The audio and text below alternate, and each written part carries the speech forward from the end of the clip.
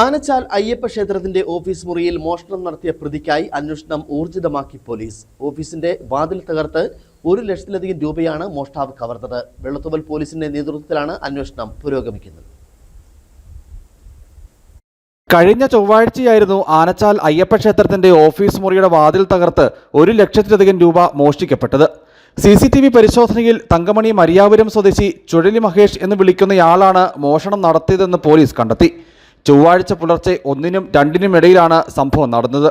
Office മുറിയുടെ തടിവാതിൽ കല്ലുകൊണ്ട് ഇടിച്ചു തകർത്ത് അകത്ത് കയറിയാണ് മേശക്കുള്ളിൽ സൂക്ഷിച്ചിരുന്ന പണം പ്രതി മോഷ്ടിച്ചതെന്ന് പോലീസ് പറഞ്ഞു.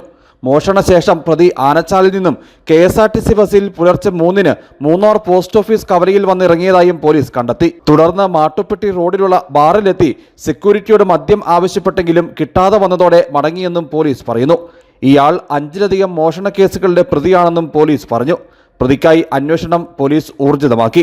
വെള്ളത്തുവൽ ഇൻസ്പെക്ടറിന്റെ നേതൃത്വത്തിലാണ് അന്വേഷണം പുരോഗമിക്കുന്നത്. News bureau, Adimali.